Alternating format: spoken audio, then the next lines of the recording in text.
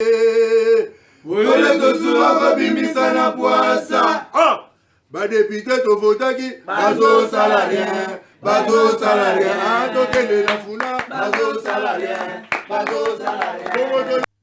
Beaucoup na pesi bino mbote bino nyonso ba invité na après-midi ba mutu pasi nkolo azala na biso une fois de plus tala lelo obimaki na tongo zongi ndako nzama batelio pesa nzambe merci olamuka na tongo zaki na mutu pasi tango yoki mutu pasi nzamba biki so meliki cité pesa nzambe merci zo biloko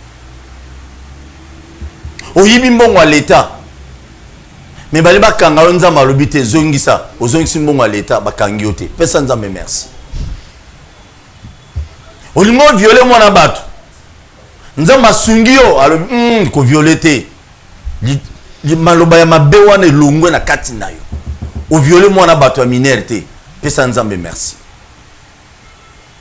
tala wana Paul Roma pasteur ya nzamba legi nyonso ogoza nonganga nganga azamba limite mombo tabana poto tabana poto ba passer na bazo kosa bino kuna surtout ba congolais belé ya ba faux passer basé belé bana mboka kosa bande na biso bo mela bango bo sala bo pesa nzambe merci pesa nzambe merci après midi à lelo nazali entouré na bandeko ba habitué ya plateau na ngai ya bakino ba lobby tozali en direct sur certains téléphones au fond na moment opportun tozo le belani likamwa liboso ba congolais belé ba kamwe Shadar avandi nase Shadar est pas comme opposant et les qui la battu et comme sabatu Shadar opposant mboko avant de peine nase jour ya sitting na bango liboso a parler du peuple Shadar est-ce que Shadar a kobinga vraiment na ndinga logique a binga président Félix oppose un dictateur et puis il y a des limites ça c'est Shadar maloba ya Shadar yangate. Et ça théâtre de chez nous de tous au monde et ça sont politiciens bah ça na bokonzité bah comme on l'a que ça m'a bé ya muninga za na bokonzi ce sont des choses trop bêtes alléluia ya trop bêtes biloko tozongeli makambo ya matata ponyo tozongeli matata ponyo candidat président de la république bah tu le quoi boy bah tu alobi jamais bah tout ba koza ba candidat mais moi na mobali wana matata ponyo alors la biso na troika makasa katsa biso bapongi mama zo zelo na 4 heures oui téléphone troika zo non bata siliki la sécurité qui tient saison continue jusqu'à aujourd'hui personne n'en parle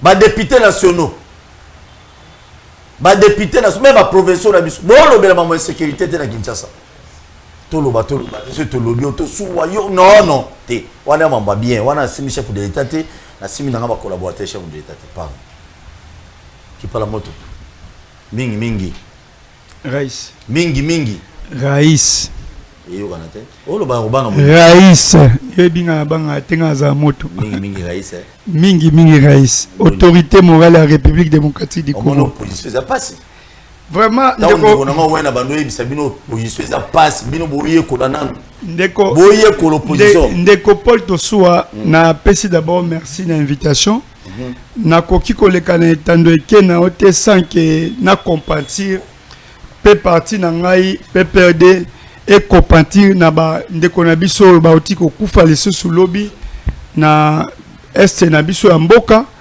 plus de 52 personnes na beni donc les lois sous lobby sous bande qu'on a biso bakufi tolobaki état de siège n'avait pas sa raison d'être présence armée ougandaise ti lelo na mboka Congo tozo ebate basala kanini ba groupes armés ezo ekobakisa mais pourquoi avoir décrété l'état de siège présence armée ougandaise na mboka na biso ezoko sala nini merci metala lelo bande konabiso plus de 50 yango alingeti akoma ko kende ko luka ba investisseur en disant que non 2000 km en Congo donc il y a rien qui se fait et qui se passe là-bas donc tozana kimia voilà bande ko bazo continuer ko kufa yango tolobaki Jules Alingeti s'il n'est pas sanctionné cela veut dire que non mentor nae azali sima yenda zo soutenir ba propos nae parce que mais il est c'est un service attaché à la présidence de la République. Félix Tshisekedi. Non, nazo ko introduit parce que il y a compassion na bande ko na biso. Rapide papa. Aujourd'hui, Félix Tshisekedi a fait plus de 200 voyages pour na ko luka ba investisseur. Ba yete mais ba komi na mona lingeto no abandaki ko attirer ne ba investisseur. Yo koto ke luka ko attirer ba investisseur wana. Ba yebi tout ce qui se passe dans notre pays plus que même nous-mêmes. Mais non, na lobaki bongo pona ko attirer ba investisseur. C'est-à-dire Gilles Alingeti doit être sanctionné. Et puis non, na tuteur na ye. Merci. C'est un service qui est attaché au président de la République. Opposition ils appellent Mazar calme. Bah tu dépêches ba yebisa kibino. Lacrymogène. Boye kola.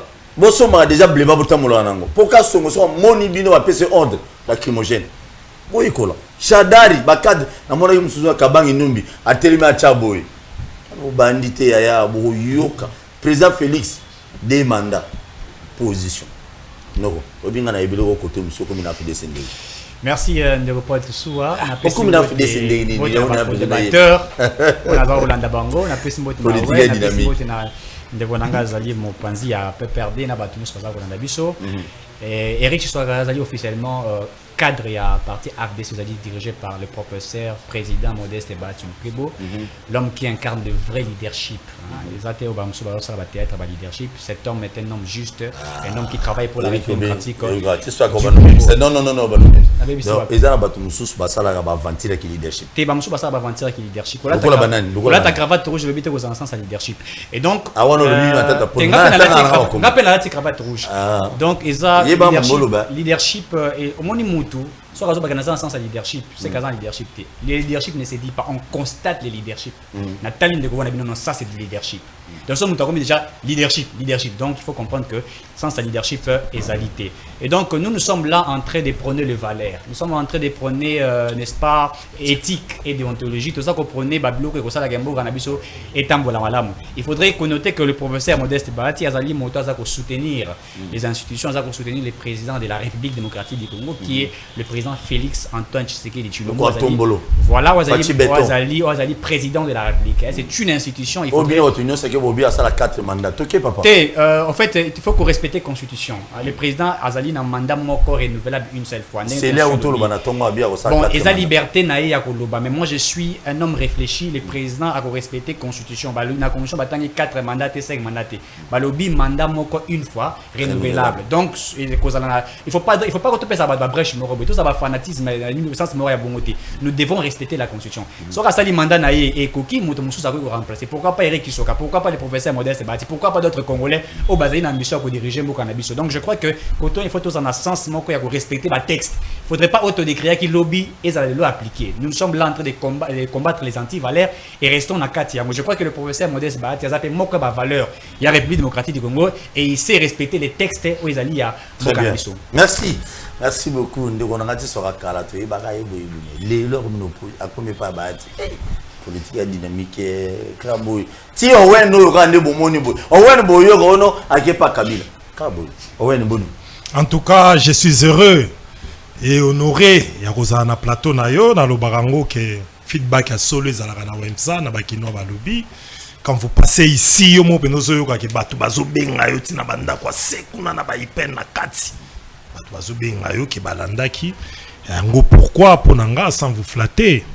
Na pesaka ba chance belé na chaîne website ça n'apporte toujours ezo ko et début se promouvoir misala otozo sala en tout cas merci mingi et puis na pesi avec beaucoup d'admiration et de respect salutations na bako débatteur je vois Eric Chiswaka mon frère du PPRD et puis batu ba Holanda biso ba oza servi très bien ba oza servi ba oza servi siko biloni ba oza servi meni na musiko c'est évident vous allez boké losona pondu na mafuta mbila batete le tozani vraiment yo mtozo lamba qui parle la moto qui meza opposition lengue opposition qui toko fort opposition pemade qui toko fort la que mo jana bo mérité qui toko ko sanga to mérité na banana ne pas to comprendre ci soit ka ndeko bloc patriotique boka ki ba propos ya Shadari.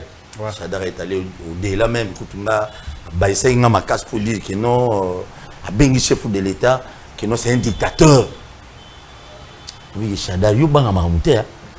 Nous quand tombolo bengi dictateur. Oh, Aza dictateur et puis il y a limite na yo. On est opposition, tout comme la guerre. Est-ce que ba opposition? De reporte sur Oyebi, Bakongo Baza Rolanda Biso, tant Bayoki, Malobeuche pas Chadari, Baseki Makasi. Que Chadari au Basali 18 ans na pouvoir avec Kabila, Oyebi gestion na yeto ninga ko rappeler gestion wana te pour ça la Rabiso passe. Soki le ba aussi Bakufi, ba Thérèse Pakangala Bakufi, ba Eric Bokul Bakufi, soki le ba Kalev Baboma Batu, ba Bakanyama Baboma ba jeune Kuluna Babeta ba Masasi etc. Tout ce que nous avons vécu ici, c'est par rapport à la gestion Nabango, les 18 ans. 18 ans où Joseph Kabila privé de la liberté de l'expression. Je me rappelle que certains journalistes bagui na Rubanga, ya koleka na etandoeke koloba. Lelo au moins un journaliste mora leki na ye alobi ba insanité afengi tina makambo ya Sony pour na mokozamboka alobi tima mambetu. Azali à l'aise, hein? Bien qu'Akimaki déjà, il est allé à Kimi dans la République démocratique, puisque lui-même consciemment il savait que Acta Posaki, c'est vrai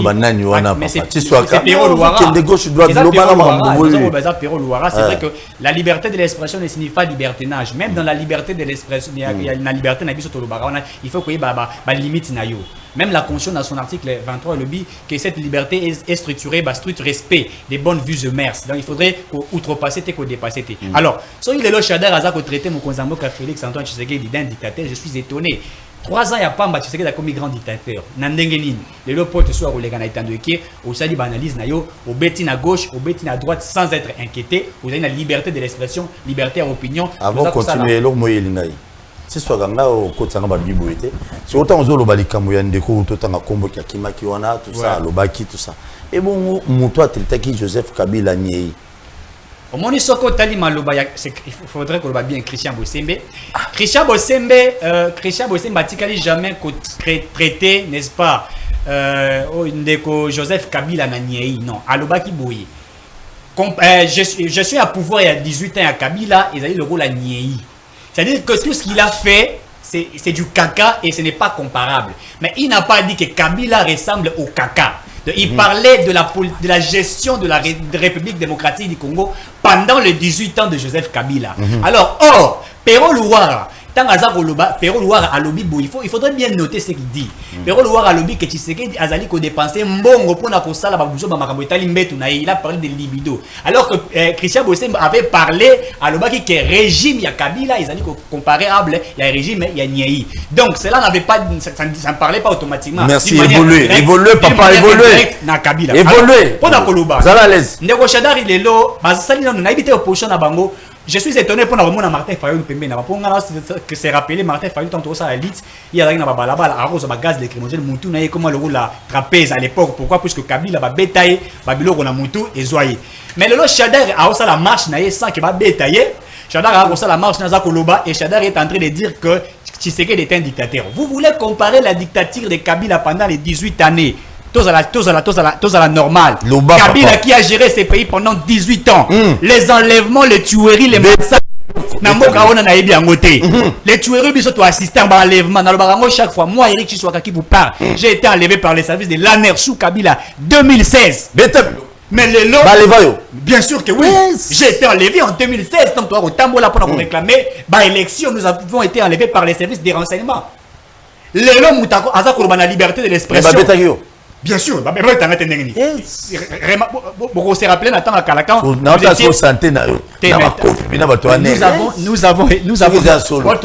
avons été arrêtés. Les images sont là. Nous avons été arrêtés dans la marche 2016, 2017. Réprimandé en désordre. Gaz lacrymogène et ton message là rate. Comment on t'a mal à blé dans la poche. Mais na mona ki marche Chadar ina banani batamboli na blébante. Na moni ba batamboli ba sombi ba mai baza ko tseka baza ko beta masolo. Et donc pour basombi ba mai banda ko c'était là. Te basombi ba mai penza otosomba ka basombi ba mai. Ba ila ba mituka ba jeep na bango ba telemisi ba jeep ba telemisi ba palissade ba telemisi nyonso ba ko sala marche. Biso à l'époque to sala ba marche to là ta ba catch to sala ba marche to ya ba makolongulu etc. Mais aujourd'hui ils ont cette liberté. Donc les discours de Chadar, dire que Tshisekedi est un dictateur, ils allaient le Lokuta. Et le peuple, la population congolaise, ils connaissent la vérité. La gestion de Kabila de 18 ans ne peut être comparable à la gestion de Félix Tshisekedi en 3 ans. Vous ne pouvez pas dire, vous confirmez que Tshisekedi a baby Simboka Oyo dans les 3 ans. Non, question moko. Et l'on connaît Tshisekedi a Kouti, il y a Kabila et Malam dans les 18 ans. Oh, il y a BBC en Yo, dans mon les mi peut sa 3 ans. réponse. Alors, Là, le bélo. secteur par secteur. Moi, je voudrais que nous parlions de secteur par secteur. Bétabilo. Qu'est-ce qui a été laissé dans le système à Kabila dans les 18 années?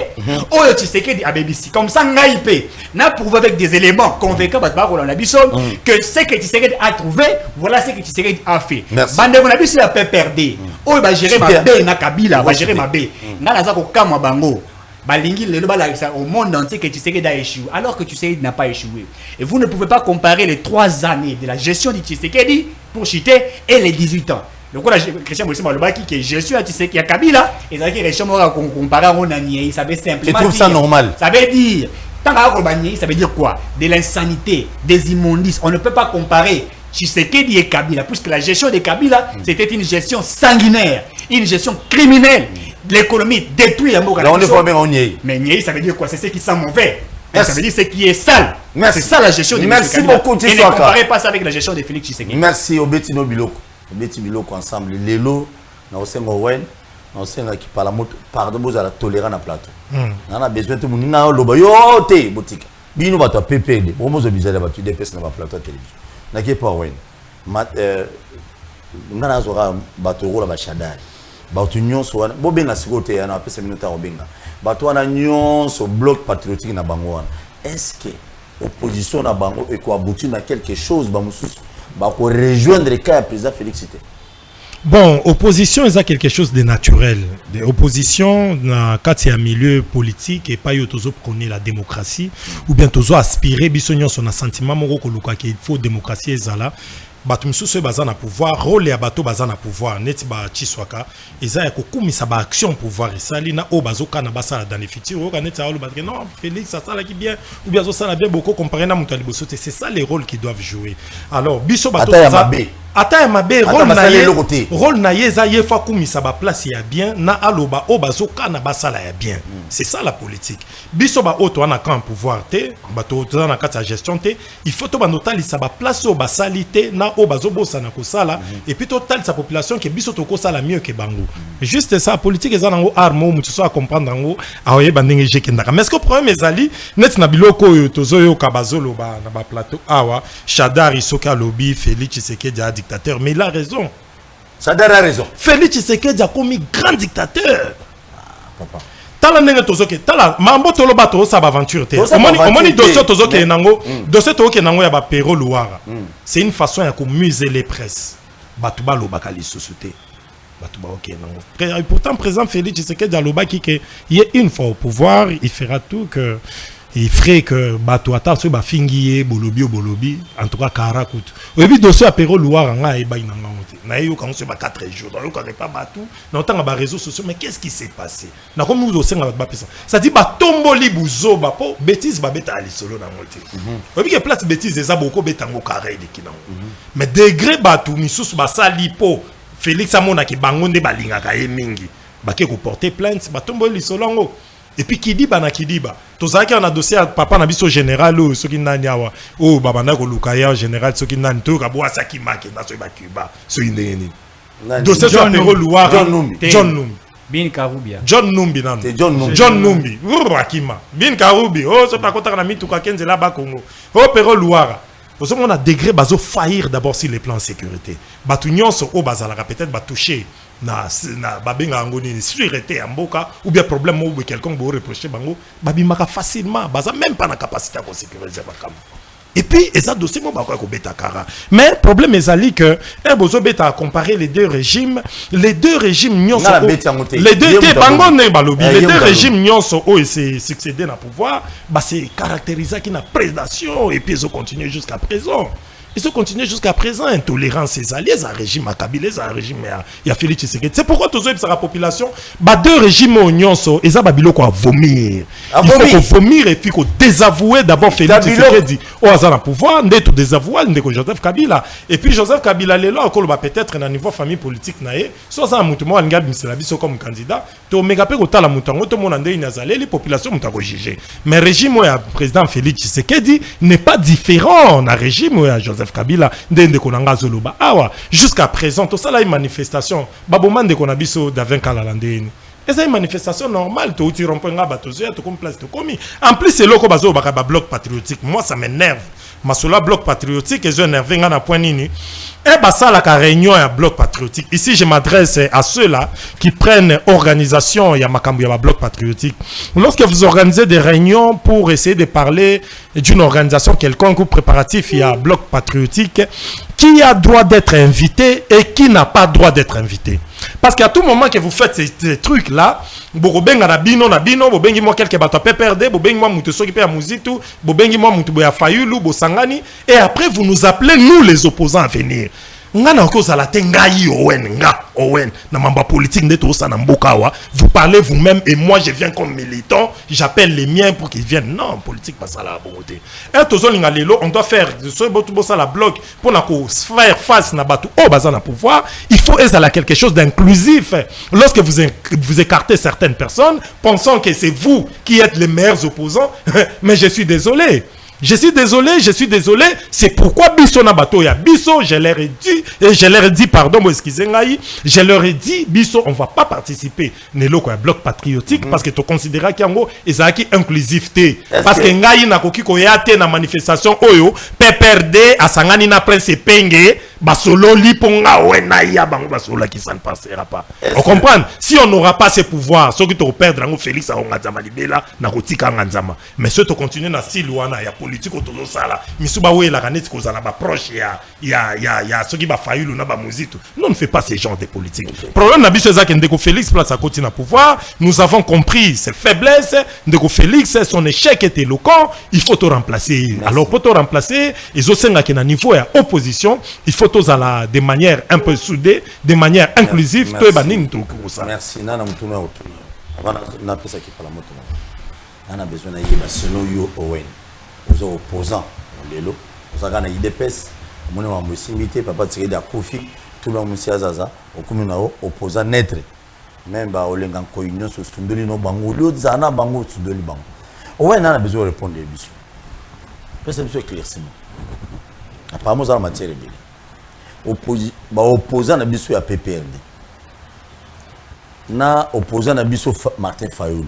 Quand je dis biso ya Congolais libala na bango wana ki opposition o likambo za ba sangani ba ki est-ce que Simba bon moi déjà dans ce monde que ils appellent libala té mais question c'est que bango nyonso comme vous faites opposition na pouvoir ya Félix Tshisekedi et c'est ngasiko ba mutualiser ben fort pour na koyeba ko renverser pouvoir wana mais on a bango ko trahir moninga na dernier minute bon ba deka wana bon ba ko trahir mais Martin Fayulu il faut qu'on se le dise quand Martin Fayulu il lui faut de l'argent politique basala on a na lobby te kaza nangote na lobby il lui faut de l'argent déjà que Martin Fayulu aussi là déjà il lui faut de l'argent parce que aux hommes que opposition à Martin Fayulu eza bien population à Deraki mais ça contexte à 2018 parce que biso tout s'attendait à Martin Fayulu aux candidat en 2018 pouf 2018 il est candidat président et puis à Kendenga Kendaka et puis il a épaté mais problème c'est qu'au contexte à 2023 et cause la compliqué et que ça a compliqué to éviter nanya ozala candidat o ya komeka ko réunir biso nyonso na opposition to uti ko lobango awa politique ezalaka place autozo sur il faut ko séduire ba esprit nyonso même les plus petits soki toke nango na esprit ya ndenge batu na bango bakangaki o azalaka soki Kabange ministre ya santé na mona bango réunion moko basalaki ya makambo bloc patriotique natali composition na bango na réunion bango na bempenge na banani se banani yo kanti ngape na nga wena o ya réunion pour bosola na penge donc nelo ko tozoloba boye bango ko sala ngo ke loko ezala inclusif. Mais si vous pensez que PPRD, dans la Mouka ou Martin Fayulu, vous allez composer une opposition et pour rassembler Bisso, en tout cas, nous sommes désolés de vous informer que Bisso, vous ne nous aurez pas. Réaction na nyonso bandeko balobi. Ndeko Paul Tosua, omoni sokozo beng saba invité, lukela biso bato ya IDPS. To ça na bango ba débat. Mais soko la biso bato ba FTC, hein, ozwa bato ya union sacré ba kene ko luka biftek, ba ko ka koloba te. Eza passe comme on a muto baati lukwe boye pe bandi oloba Kabila fionto Kabila a échoué 18 ans pendant que baati lukwe ba occupé ba poste ya ndenge na ndenge na régime Kabila ministre à plan travail économie il a presque tout occupé mais ndeko na ngai aye abandi ko finga mandat ya Kabila les 18 ans de Kabila est-ce que Batu Lukobe peut être modèle dans ce pays? Batu Lukobe. Est-ce qu'il peut être la modèle? Betabilo. Mouton Viaganega va poster. Lui-même d'abord impopulaire, non élu. Il a profitera na charisme na Molière, bengi boye, a sangi sono FDC allié, FDC moko. Azani. Donc c'est-à-dire si on dit que non, Kabila a échoué, c'est-à-dire y compris les Bati Lukobe ont échoué. Alors voir un jeune aille qu'on défendre dans le plateau que non, mais on sait quand même. Il y a Nini. Bon, il ne mérite pas même à cause de la partie. Naïb Sakanga. Donc, tous d'abord, Chadar Abi Nani Félix a dictateur. Oui, effectivement, Félix Azali, vrai dictateur. Il est président de la République. Et papa n'a colongolais en côté. N'a colongolais en côté, effectivement président. Très bien. Félix Tshisekedi, un vrai dictateur. Okay. Et puis, concernant ses limites, effectivement, du point de vue gestion, tout le monde a limite. On s'assume, tout le monde a limite. Félix Tshisekedi, tous parti dans l'opposition. Qu'est-ce qu'ils n'ont pas dit de régime précédent? Félix Tshisekedi, tous dans l'IDPS, plus de 37 ans dans l'opposition. Ba critique le régime surtout ya Mobutu, ba Kepa Musée, ba Kepa Joseph. Ba ngonde ba bande ko critiquer. Toye ba ki kenon ndenge Kabila sali passation pacifique du pouvoir na IDPS, c'est-à-dire bazana bâton magique au baro beta mbala moko boka ko liboso to nyata masango lokola kayasa to ko sala nyoso to malamu Congo comme Allemagne d'Afrique makambo ebele ba millionnaire. On a tout vu dans le régime. Mais Félix au pouvoir, un fiasco total. Fiasco oyo tokoka ko s'attendre même dans moté. Fiasco ya nini? Mais sur tout le plan. Ce qu'on compare gestion ya Kabila. Non, tenons que ne kuna. Biso bakabiliste. Toke maponami to perdre présidence. Peuple a pesi biso majorité na parlement. Na ba institution mususu. Tozaki obligé tondima au nom ya kimia pe cohésion ya mboka. Mais regardez là où il y a la dictature de Félix Tshisekedi. Abandi na mkonomé ba juge cour constitutionnel na violation ba test. Accueilli qu'on renverser majorité pendant la législature parce que Félix Alingi pensée unique.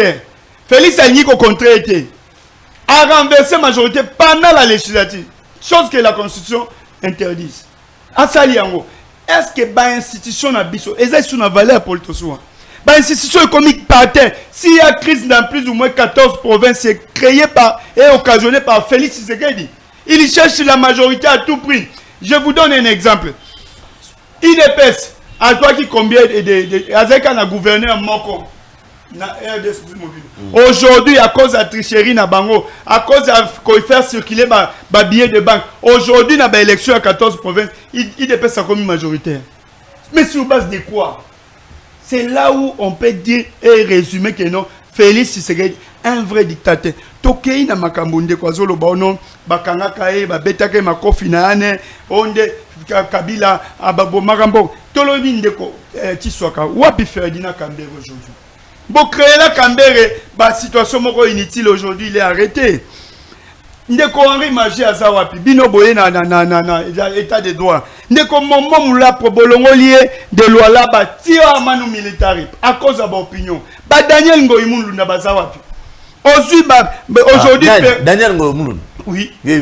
Azawapi. Ba opinion politique. Ba opinion nae. Tozu Pero Azali Wapi lelo. Pero Azali Wapi. Mais Félix Tshisekedi avait traité Kabila papier. Namboka Oyo. Soki Kabila zaki muto aza malamu te. Ainga sa passation pacifique pouvoir na Félix Tshisekedi. A traité Kabila papier. Président de la République. Ba image ezali na otindo lango. Te otindo na. Tozu ya monyere ya finga mama Mabunda muto azokamba institution ya mboka. Oya monyere oso ejilwana.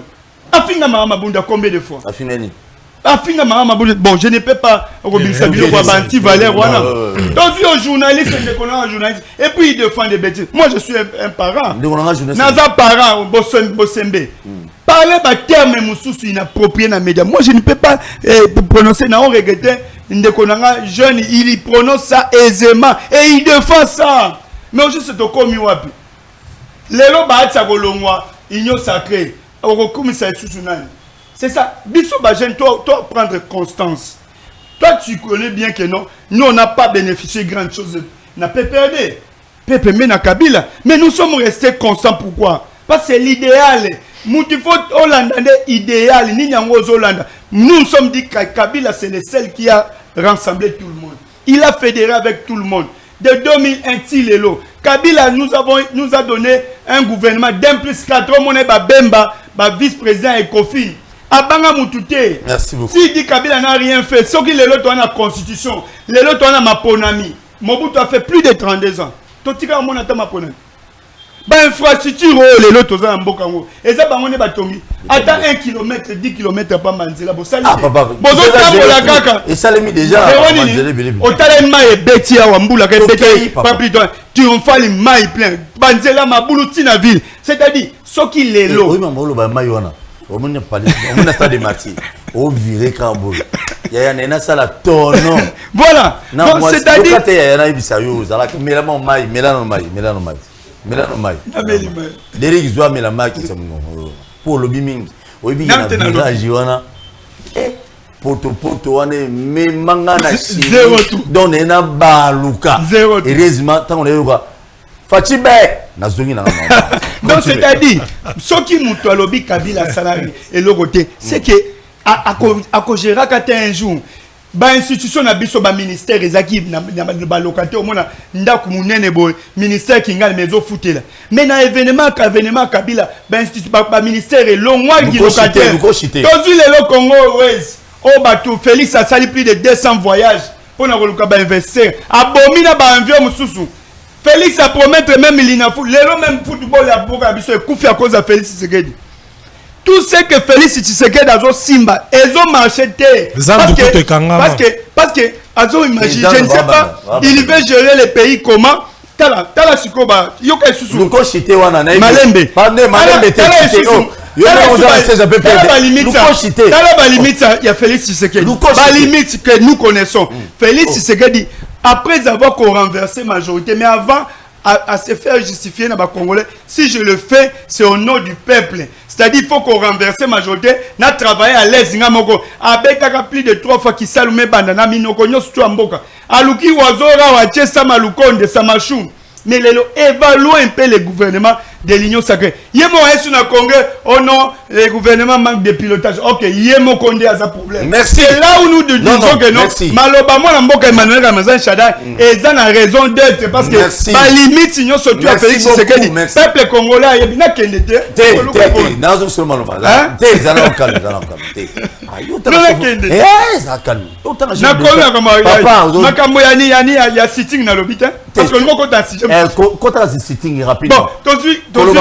chef d'État soutenu. On a dictature.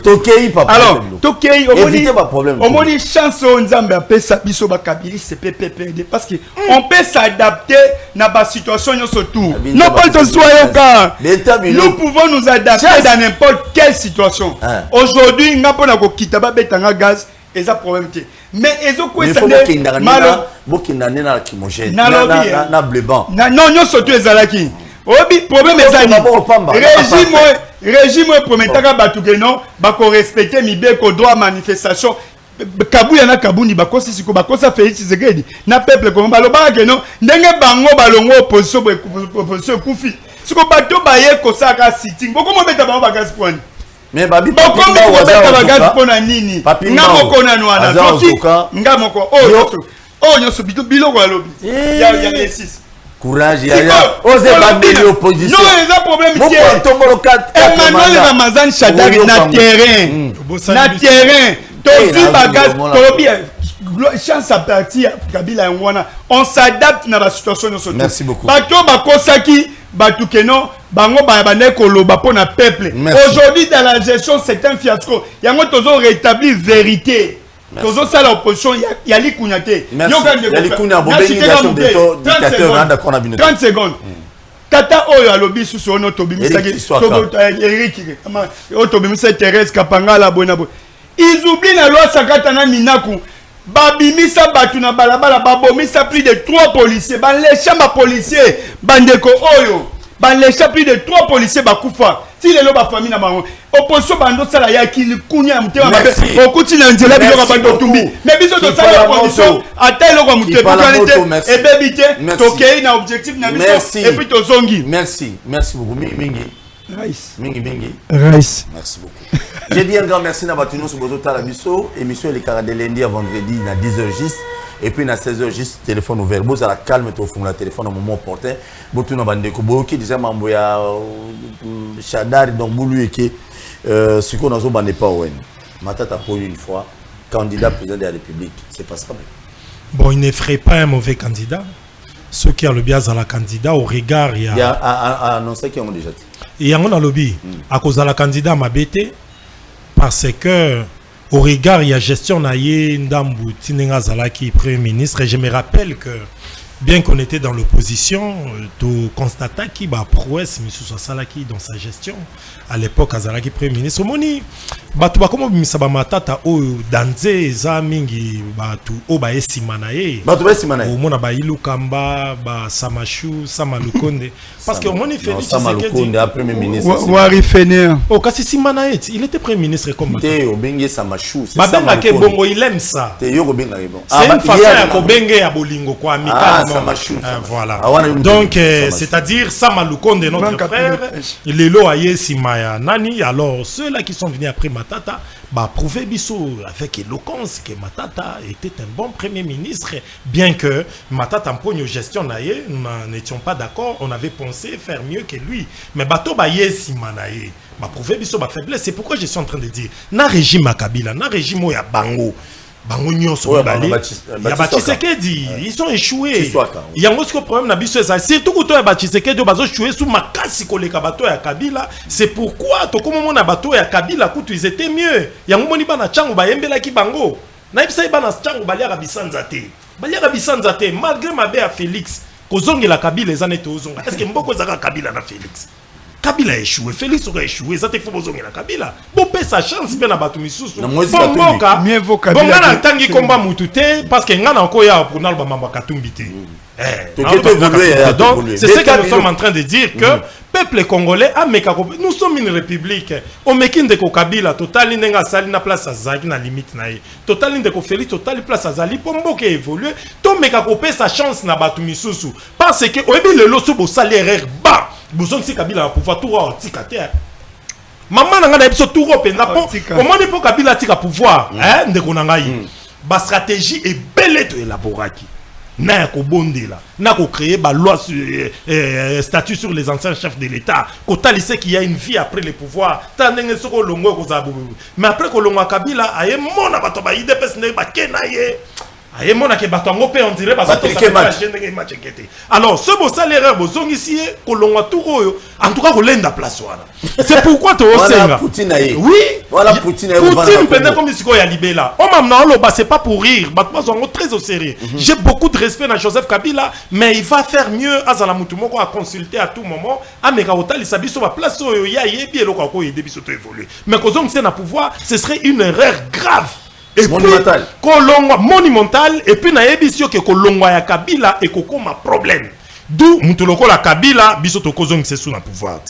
Ndeko Félix ndenge tozo kende boye tito okoma 2023 na osenga na bandeko na bolingwa nzambe, on doit le désavouer. Il a été au pouvoir totali ba limite à présent Félix, on l'aime bien, mboka batonga ngo et puis ngabu nandi makate ka okoma président, lokola komi président. Asali o ya sali mutumsu pa yena sima soki biso pe tokoki pété totiki pe o pa okikoya de grâce déjà pour président Félix to ebika kota ina pouvoir totali o ya sali té to meka kopé sa chance pour na souci ya développement ya mboka ba na biso ba 2060 2070 ba kuta kongwa malamu to meka na nu pe batu misusu équipe kozala mwana mwasi e kozala mwana mbali équipe kozala mutu mususu to meka na kopé sa chance na batu misusu poto bunda mboka na biso ngo Kongo koma toki kotombola yango tala ali tozokende ndeko na biso alobi mamba sitine ndengo moni bango babimi na sitine wana c'est tout à fait naturel. Il faut ko bima to senga consensus ndenge ndeko na ngati swaka to sa une émission mo quelque part abio bango ba senga dialogue biso to luka élection non bakenda kana élection vakivate poto ki une élection il faut to tia ba règle des jeux. Comment tozo kende sinon te to sala ba élection ndenge Kabila sa ki ya 2006 2011 na 2018 et tikala ko za ba bonnes élections te La preuve sur l'élection est si les moutazai président Seni photo longola kaye. Obi que président o anomaki o a proclamé qui Félix est président de la République. Président Seni wana. Obi que même IDPS yango mo senga il faut ba longola. Il n'a pas organisé de bonnes élections. Si Félix Tshisekedi est président, Abimi président est issu de bonnes élections. Et ces élections sont crédibles, elles ont une transparence. C'est pourquoi dans le lobby Nandeko Chiswaka, biso tozo senga consensus, le consensus en question, c'est pas pour que tout ça la partage ya gâteau, mais to fixer ba règle des jeux. Toko que une élection dans l'UNG boete, bocheli biso kadima. Bosi ba nani nsei, soki maman partisan nsei, bosi ba nani bocheche, et puis toke ga élection bon non. On est en tozo accompagner bino boko sache mana bino, ya pesa Félix mandat mususu. Et puis ceux qui vont passer mutu mandat na touro na nenga loma et puis romela mai na tonga. Pour otika le travail à tout moment de manifestation. Yomo kuto yomo na keko na pouvoir examiner. C'est pourquoi tozolinga, il faut qu'on ait de bonnes élections. Ndeko tu soit ko gagner biso to perdre to beti maboko et to voler moi na niveau wana. Mais et pas na biso population malheureusement. Yango mone chaka yombo toujours pour mutu erozo bima na élection bimi mokonzi. Mais aux outils na expression vraie expression à population té, aux a na crise à légitimité et crise à légitimité c'est là que population se désolidariser na baction nyoso yozo sala. D'où tu n'auras pas bonne chance. Yango zo n'est pas itozo kene. C'est pourquoi nous sommes en train de demander et supplier la population à mettre un peu qu'on a la conscience bako sabinoté nous taille la bino intimidation dans bon à l'état. Problème est Zaline de ko Félix a échoué na batu na nyoso babati nyoso sangisi badide mudimbu bango nyoso batu tout bazaka na Félix na batu a perdre ba gera déjà mboka total la place au basale là en tout cas bato ba perdre ba ko mudimbu batanga communauté po ya zanani yé pas ka de congolais. Non, convocation oui, convocation c'est quoi? Lorsqu'on te convoque tu parles, tu discutes. Moi je suis prêt à moutonio soit convoqué, je vais parler, je vais me défendre. On convoqué parce que na ntolobi na mboko mutako intimider mututé. Bon, Kabila ku soldat to banga été. Bon, mutako intimider mututé, c'est pourquoi nous sommes en train de dire que Balungonyo sur ces régimes ils ont échoué. Comme ils ont échoué, ba régime ont mis balé, bobé sa chance na bateau nan ba gératé. Bateau ba gératé toza maboko kolele. Au moins dans leur bazo rappelé, au moins Kabila bo sala. Ba tia géra, pour ba tia zo ministère n'époque à Kabila plus de 60 nominations. Plus de 60 nominations il y en a contre FDC. Alors bango ba ko ba Kabila bo makamboko. Donc bozana yi. Donc bango na Kabila pour détruisant. Merci voilà. Oui, merci. Ouais, no kopé matanda mutena mikumela mai. Nani téléphone banana et voilà sukana papa yama union sacrée yo faut résumer donc il n'a pas de konangai matata pour le premier ministre na candidat président de la République PPD bobanga batu so ba déjà aza candidat ya Kabila na lobby PPD banga matata pour zala bref oui donc ça dit matata azali congolais donc on ba congolais surtout a exprimer venaye ya kozala candidat azala quoi ba tité 2 ans avant au candidat nanga Félix Tshisekedi na 2000 et bon ce Félix a postulé n'était pas au souka donc tika flatterie de bâti donc matata s'assume hein que non à cause de la candidat et alors on peut encore dire mozito peut s'assumer gabi cette personne aux candidat c'est-à-dire ba congolais ezali que non ndeko na zolinga tolingi seulement muto azo planifier déjà au moins il problème à régime non ozoyi bokanyi c'est ngai des régimes oyo des régimes oyo comme ça oza koyiba na moi bazoyebi soki no ozoyiba mais ozotyaka mutu makasi ne babandani na kadima tobandi ko décrier kadima za mutu ya pouvoir toyebi tobimisi bango na bapreuve mais azotinga maka kadima confession religieuse ekabwani ezaka 8 etikala 6 catholique na SCC basidetacha balongwa parce que corruption na moi makasi $100,000 na jeep bazui ba se retira sonité kangi régime ba kei ko bimisa pasteur na bango na pasteur église na biso na communication okende dodo kamba na lemba na soni okende église et puis bosali biloko ya mabe parce que dodo kamba n'avait même pas qualité à déposer PV wana na parlement il n'avait pas qualité Axali Moutou Makas. Et puis pire encore, bah qu'on remplacer comme président, il y a confession, il y a 6 confessions. Telle makamboisson. Bah qu'il ba commission dit paritaire, on n'a jamais été paritaire. Et les Didi des Manara qui ont été même radiés avant. Bah bimisa.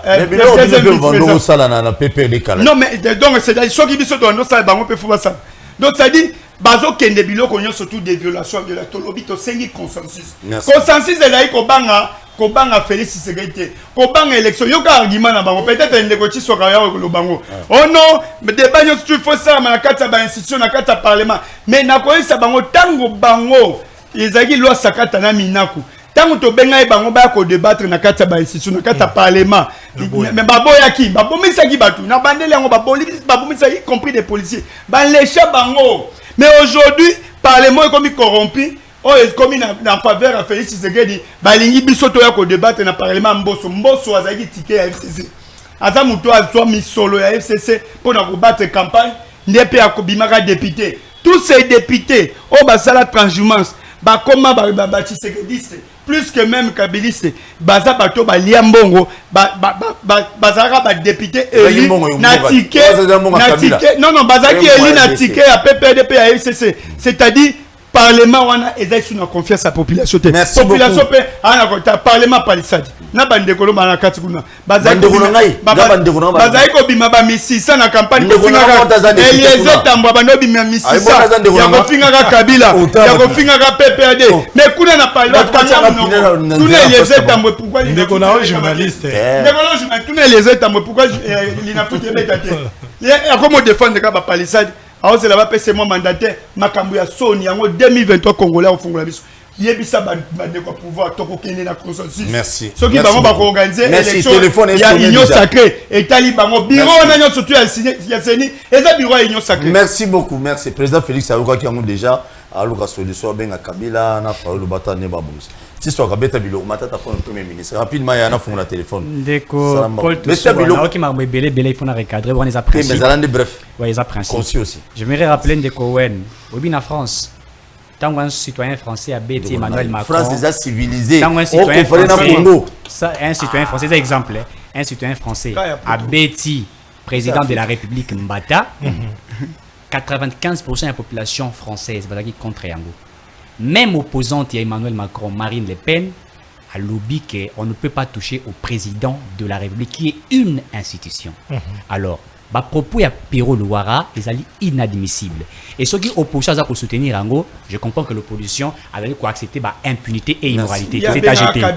C'est évolué. C'est moi qui ai la parole. Poser une question à moi. Limite, quelle est les limites? Qu'est-ce que tu sais que de la salité? Azangi Makamoro. Il était dans les limites. Azangi a démontré secteur par secteur. Abanda ko secteur tel il y a faillite, secteur tel biso Kabila to sala ki boui tu sais que dit à salité biso Kabila to sala ki boui c'est qui abi sécurité. On ne peut même pas comparer Félix. Vous voyez on ne peut pas les comparer. On a agité il est tellement agité. Zala Kimia. Eric qui parle la moto, oui puis ça papa en face. Oh là là. Du point de vue non. Félix Fiasco. Qui parle la moto. Qui parle la moto Chikia. Sécuritaire Fiasco. Les gens comprennent comment il est agité. Attends. Sois calme. S'il vous plaît. Sois calme. Tous en ba miya bato bazota la biso, surtout bani ba débat muninga zoloba. Tous en interposer za bien. Yo ne tuka oloba. Comment maman oloba na peso ba. Secteur par secteur. À la kisi yangote. Maintenant, on rappelle Bino sous Kabila.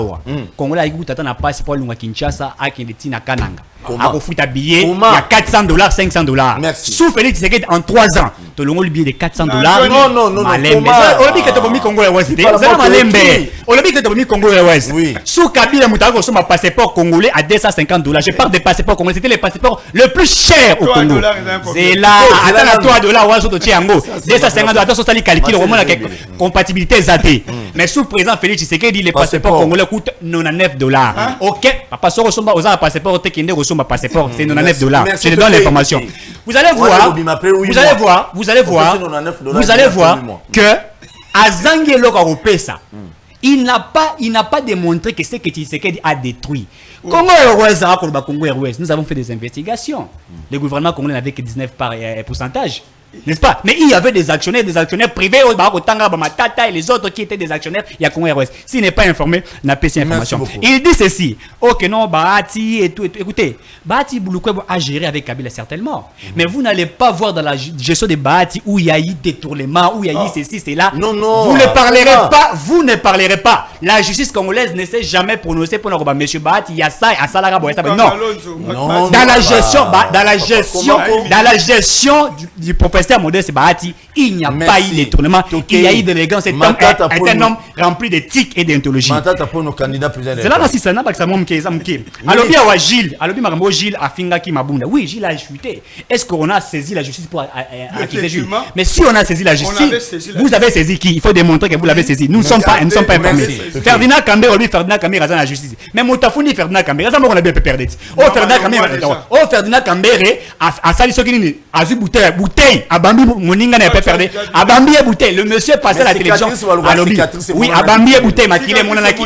Le monsieur s'est filmé avec la bouteille. C'est là qu'il y a. Ngoïmoulunda. Les discours que Ngoïmoulunda tena, qui sont bassimi, nous allons paralyser. C'est qu'il a dit, Soyez calme, soyez élégant. C'est pour dire que il n'a pas de choses à pouvoir dire à Jérémy à Félix Tshisekedi. Alors, Matata Pone s'est dit être candidat président de la République. Même Matata Pone a demandé justice congolaise qui ne sait pas. La justice congolaise a reproché Matata Mabilo rebellé. Alors pour se cacher, pour se protéger, comme déjà les gens prétendaient qu'il devrait être président de la République, Matata devrait créer son parti politique, Matata devrait démontrer ses ambitions. Comme ça, au moins, justice Sokalinga saisir, il va dire voilà, il va empêcher un candidat président, c'est le régime de Tshisekedi. Et ça dit mais quelle est l'idéologie de Matata Pone?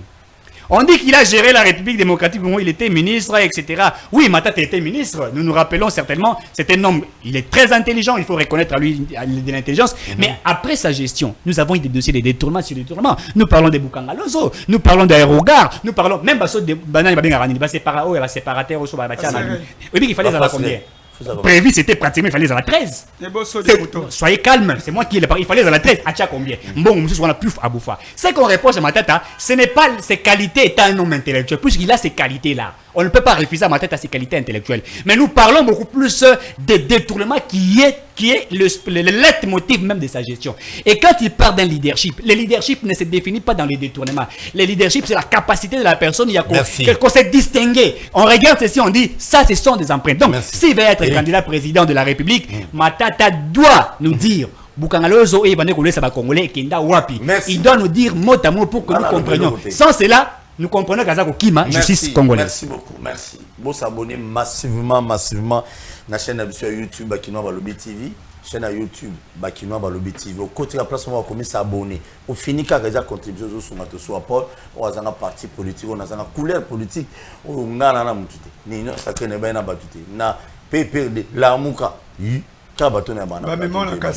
Merci beaucoup, je salue tout le monde. Vous avez dérangé l'émission. Appelle les bandits, au bengi, au kiti, voler ma télévision, PC et Kansino. Par rapport à ma moto, pas d'insultes, quitte ça, non, voler ma télévision. Benga, PC et Kansino. Mais moi, je regrette fort. Boyebi, baye politique, les lots matata pour nos candidats président de la République. Oh, bolobi. Moi, je ne refuse pas. Où est la part du peuple congolais? Appelle à Liboso. Allô, bonjour. Allô, bonjour. Allô? Obengi biso wapi komonani? Bonjour. Obengi biso wapi komonani? Qui t'a volé ma télévision? Na bengi bino na Petro Congo Masina. To pesi bino mbote kuna na komona yesu beta biloko. Owe. Na tuni mutu wana ya nani? Bawati wana na mutu ya PPRD. Bazaka ka mutu moko. Elo woni bazo lobela biso na TV pour comprendre bango.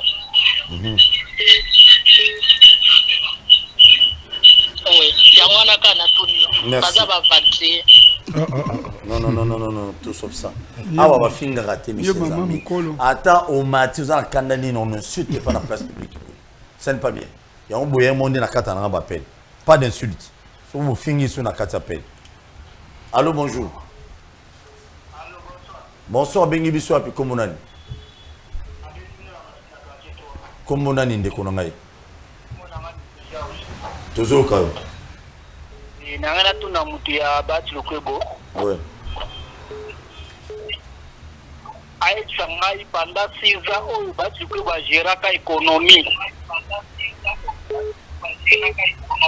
Économie ya mboka na biso lelo toza na 0, c'est Bati qui a la base de l'économie na mboka oyo. Yo lobaka kolanda retour à télévision te lobaka no kaka. Tanga na mutu wana na tanga ndeko wana ya Bati Lukwebo wana za terrier. Bati nkandu biso na économie 0 pendant 6 ans. Merci. Merci beaucoup. Merci. Boloba mukuse, olobi mukuse baninga mso bakoti. Allô, bonjour. Allô. Mbote papa bengi biso wapi? Bonjour, avec bien la partie commune Angale Malakaluka. Merci, na pesi Derek Mbote. Tozo kayo. OK, merci. Na ina tout la ramuto update sur zolo bawada. Na ina tout na yeboye. Bango lelo bakoma ko critiquer gestion ya Kabila. Mais bango nyonso bazalaki na Kabila. Bango so bazalaki na Kabila. Gestion ya Kabila donc bilan nango ils a partagé na bango. Bakia ko tuko kosa na ngambu ya Félix Tshisekedi. Batika na bango ko kosa rabiso ba na biso lokola biso ba toza dupté. Merci. Toza dupté. Ya suka na ngina tu na ngina lobo batika matamponyo batika mamalukuta wana. Faut ba challenger baza na élection to les ratés de l'Assemblée nationale ba candidat unique wala bazo sala wana déjà démocratie. Biso tozo soutenir tout le monde à l'élection ça les ma challenger baza. Merci. Merci. Ba candidat baza rebelle. Ba candidat ba koza na bango rebelle après. Merci. Allô, bonsoir. Oui, bonsoir, papa. Obengi biso wapi comme on a dit papa? Na bengi dino à partir de comment on a nos Mais c'est Si. Tozo comme c'est qui si beta bilo. Ah, mais si. Ah, bon, papa, oh, il y a PPRD wana na zomo na wana. Ce qui se fait à la même, makambo de tambola mboka do bango. Na ndeko ya ndeko Bati wana do bango ni tozaka kamene loko. Kisana volume ya télévision ndeko papa Kisi. Nende bazoleka na TV po bayeba ke biso tozolanda bango na TV eza na lusoni mais eloko tokosenga bango bazala na bomoko ezala bango bato balongwa meme baoyo bazosala pour le moment basalaki bayoka na po peuple ezosouffrir boye na badeba boye eza bien ke ti tozosala bango na TV bodona soni. Merci beaucoup. Merci. Boza bomo Consensus. Te boyokana. Même peuple aussi. Allô, bonsoir. Tika banda biloko. Allô, bonjour.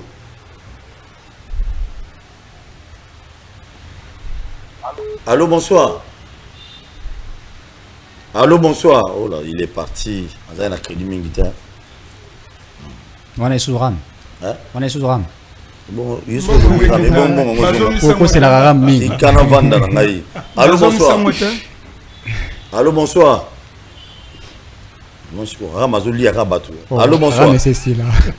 Allô, bonsoir. Allô? C'est là qu'on cata te papa. Ça va pas se déjà. Allô, bonsoir. Bonsoir. Na lobby hein. Obengi wapi na nkomona ndeko.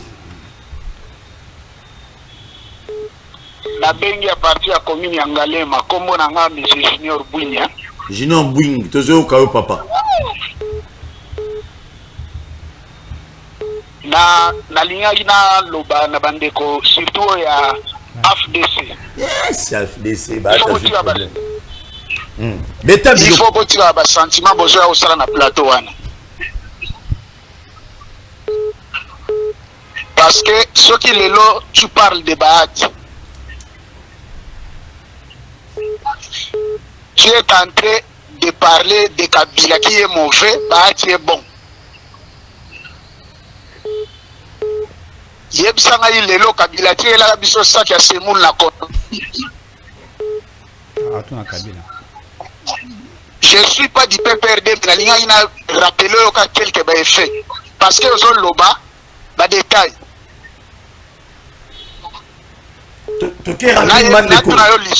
Enseignement gratuit. Gratuité en haut, ça place ni. Oh yo zo loba gratuité et puis l'enseignant va gagner combien? Merci. Bon ba biloko te po ba mona bino olati eloko ya AFDC na nzo. Mon homme qui n'est pas dit, on va nommer bien mais dosé, mais on va nous qui n'est pas bien taillé au monde. Ça là bon papa ça y est. Ça m'a l'air mérité. Oh là là, appel. Dieu là non. Allô, bonsoir. Ma bringue de commune à mon enfant de Fabrice. Papa verdict. Beta bilok. Bon, là, je vais que la mine n'a pas pu pouvoir. Kabila ça a 18 ans en beaucoup. Si vous ratez, vous attaquez la tête de la tête, vous ratez, Mobutu Bombo Kapanda, ça ne rien. Il dépasse ce sujet comme à 18 ans à Kabila, 18 ans à Kabila, tu vois tout le monde. Donc, FDC allait à Baït. Je veux que ça là, Kabila, puis Mela Sénat, ça m'a fait ça là, ta maman. Bah, avec les années sur le paquet de l'eau, beaucoup ça quand ça pour tout le monde. Bino combien en plus, bah, tu as fini avec le rajoutement à ministère de l'économie, on a déjà un ministère de l'économie. Bah, tu as bloqué sur la prime. Bah, tu as bloqué la prime.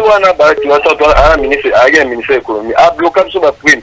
Bah, n'est pas le moment de tout. À comment tu as la poche, mais comment tu as sur la prime?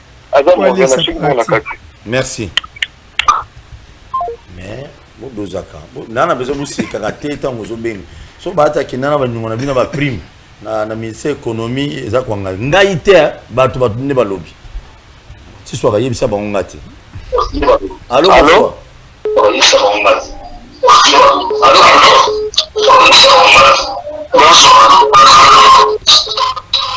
ndeko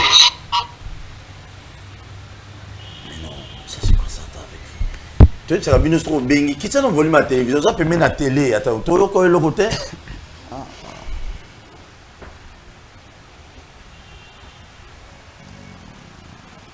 Allô, bonsoir. Bonsoir, papa. Au Bengu, après, comment on a une dépôt? Na Bengu, na aéroport Angila. Na aéroport Angila? Yes. Beta bilo. Papa, moto ya Bahati Lupe bwana. Est-ce que vraiment Bahati Lupe bwana kabila baza mutu moko? Mais le pas comment kabila na Merci. Merci beaucoup. Autant au Bengi, ça quand même à la mingité. Bon, on a vraiment débordé. On a bandé pas Owen. Réaction on a appelé nous sur Yuki. Réaction nanga au Monique sans tâche, batutu ba bengi personne à s'attaquer nanga pour ba mamutu na lobekeza mama mamutu nga lobaka ce sont des vérités, je vous jure.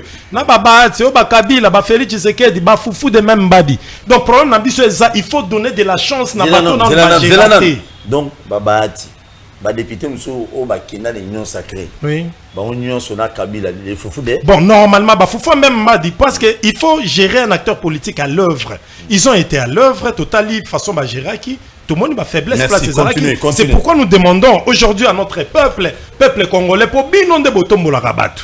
Binon de botombola bino peuple congolais muta tombola combat Martin Fayulu lelo na 2018 azana parti moko mukie a tombola et peuple congolais et puis Fayulu en Silia na ebisio muta za likolo na mboko yo muta za likolo ya peuple congolais azati yango tozo senga peuple congolais botombola kabatu muto intimidé bino na mbongo à l'état té on a jugé UDPS au pouvoir à l'œuvre muto a moni échec total en tout cas c'est de la bérésina c'est pourquoi tozo senga na peuple congolais de faire confiance à ceux-là qui n'ont jamais géré mais essayer de jauger nos capacités voir si avec ceux-là on peut faire quelque chose pour ton apôtre la République évoluer bino mo moni batu ba bengi na bandaku bango moko nde ba confirmer bino ke bango nyonso na PPRD na baba na ba IDPS batu moko. Bonjour maman. Maman. Allô. Allô bonjour maman. Obenga komunani. Nani? Papa Paul nalingaki juste na s'adresser na moto à FDC. Yes. Beta biloko. Aza. Papa Paul. Maman. Na bandi nanu na makambo gratuité à école. Sima nango nazonga na économie. Après nazonga siko na eloko toleka nango mikolo na Kinshasa. Papa nga naza moboti. Eloko babengi gratuité. Pour votre information, école catholique na ministre baza la grève ça fait une semaine. Oui.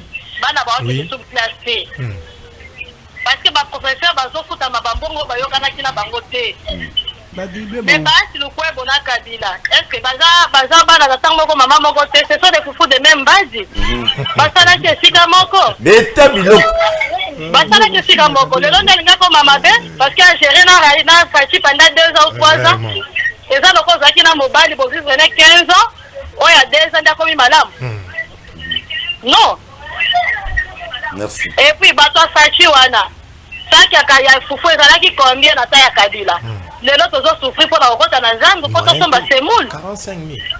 Babongisa, oh, c'est essentiel. Oh, c'est essentiel, c'est bâti, canano. Bata, là, on connaît, là, il y a bateau. Hein? Ce n'est pas normal. Bati, quand on défend, l'autre, on défendre. Nous tous, nous avons la politique. Il y a une politique bien. C'est pas parce qu'on ne passe pas la télé. Dans l'Obama Kamunde, la cité que tous les il y a de l'autre côté. Mais basta, là, l'essentiel. Merci, maman. Merci maman Betty. Merci beaucoup papa Paul Tolela fort. Merci à mère Betty Tolela fort. Otika boy. Bah Sinique. Nana zo felin de père et yango ko na na sili sinanga pour être court na comprendre que batu bala na biso na ndaku ba leki biso mayele yango to sengi bango batu batombola ka batu ba mika kotombola batu misusu et puis merci beaucoup na ba ko débattre. Merci. Qui parle à moto. Dans la 30 secondes. Ndeko Paul Tosua omoni que notre tambola na peuple elongo. Régime o est remplacé Kabila. Yango ndeke bandaki ko diaboliser Kabila. Mais ce qui ndeko qui sera que na ba étude comparative, voilà la réaction en population. Ba tout nié foufou na tango Kabila ezali combien? Nyonso tu abango komaka Ukraine na matembelo Ukraine. Oh ni Ukraine. Donc mona makamuna Ukraine te. Na makasa kwanga Ukraine. Nyonso tu Ukraine. Na mikungu. Mikungu Ukraine. Lina fucho Ukraine ça ne va pas. Siko tokomi wa. C'est-à-dire basalaki opposition ya mutema mabe. Banda ko envier des postes ya Kabila. Siko bozi poste yango mais idéal ezate. Le yango wana Tolobika 2023 out mais consensus. Moi même peuple a un consensus parce que vie est comme il passe. Merci beaucoup. Merci. Vie est comme il passe. C'est toi. Merci beaucoup. Je crois que 1 minute 30. Ouais, merci beaucoup. Merci beaucoup. Je crois que tout le monde respect na ba coup de bat fait congolais téléspectateurs au bazar kolanda biso. Et puis bazo comprendre politique n'est pas se jouer. La politique n'est pas une guerre où biso na biso entre les acteurs politiques. Ezalaka tout le principe na biso. Ce qui nous réunit ce sont des valeurs. Si hier Kabila a tambozaki mboka ndenge sengeli et que le président Modeste Bati, Anzimi qui travaille avec Félix Tshisekedi par rapport à la vision de Félix Tshisekedi, on ne peut pas dire n'importe quoi. Donc dans la politique, il n'y a pas d'ennemi éternel. Les gens peuvent cohérer. Je vais informer les uns aux autres que il faut que Martin Fayou l'a commis ici comme on a Kabila, c'est le mariage. Adolphe Mozi tout déjà Azako Bendana. Donc ça veut dire que les gens peuvent cohabiter. Et puis moi Moïse Katumbi, soutenu par Joseph Kabila. Moïse Katumbi va relancer la réconciliation, on a Joseph Kabila Kabang. Tout ça. Non, Moïse Katumbi, vous allez voir ça, je suis un acteur politique, je ne vais pas dire n'importe quoi. Makamba ba gratuité enseignement, gratuité enseignement. Mais qui a combattu la gratuité enseignement? Ce n'est pas l'Église catholique. Qui ne sait pas? Maman ne faut pas comprendre que bateau babouli c'est gratuité enseignement, c'est l'Église catholique. Tant babandi gratuité enseignement, l'Église catholique a combattre gratuité enseignement. Donc il faut devrait comprendre que il y a des actions posées par les présidents de la République, mais il y a aussi des gens qui ne veulent pas. Pourquoi faut se bailler? Qu'est-ce que vous attendez? Vous pensez qu'un président viendrait pour ne pas planifier? Non. Donc, échec ezali maintenant rappelez vous savez hein, le 3 ans de pourquoi vous comparez Tshisekedi 18 ans de Tshisekedi et les 3 ans de 18 ans de Kabila et les 3 ans de Tshisekedi? Nous faisons cette étude comparative pour expliquer pour nous relaxer bateau. Vous ne pouvez pas demander que tout soit changé dans les 2, dans les 3 ans automatiquement. C'est pratiquement impossible. Même Zambé peut sauver Moukili. Zambé peut sauver Moukili. S'il vous plaît, quelque part. Zambé peut sauver Moukili. Dieu pour sauver le monde, il a envoyé son fils Jésus. Mais en envoyant son fils Jésus, son fils a Botami à Koula, à 30 ans. Et pendant, à combien d'âge à 30 ans, il service. Après 33 ans, Koufi est venu sauver le monde. C'est pour dire quoi? C'est pour dire quoi? Les temps dans lesquels, non-existence d'un État. Mais yo, la Constitution mais il y avait la non-existence d'un État. C'est ça au moins. Il n'y a pas de mauvaises troupes, il n'y a que de mauvais chefs. Ça, vous savez ces principes-là. Alors aujourd'hui, mais c'est ça, non? Tu nous voir le leadership du président Félix Tshisekedi qui dit non, j'aimerais aujourd'hui accompagner cet temps puisque Tshisekedi avait fait appel à tout le monde. Parce qu'on a un consensus. Consensus, c'est des années. Puisque Babloka qui Félix Tshisekedi, il ne se retrouve pas. On ne va pas organiser les consensus. Nous allons aller aux élections. Nous allons aller aux élections. Que le peuple se prépare. Eric, nous irons aux élections. Une minute, pardon. Compétent Morobo. Nzambe, yokana, nous besoin biloko comme ça, la Nzambe abeta biloko. Ah ouais, c'est une compétence. Melamai, Eric. Melamai. Bon s'abonner ma chaîne. C'est de l'incompétence. Tokutani lobina tongo na bevite mususu. Rediffusion émission et d'aller dans 21h na minute. Nzamba zala na bino plein de bonnes choses. Ozana ndako ba élection muzuya. Yo population. Population zola nanga ndako. Derek Zela. Population zola nanga ndako. Bango ba loba ye. Oyebi kanza lelo komina baati. Aulia kuna. Yo tete kana sisa mona. Aulia. Musique nani musique il semblerait Kabila ne azo protégé par ma premier ministre na ma biloko so boyebi tikato bimisa tika vanda calme Tshisekedi nani pardon président Tshisekedi désolé Kabila na Moïse boyoki ti sakalobia bazo négocier déjà ba yokana ouais. Il paraît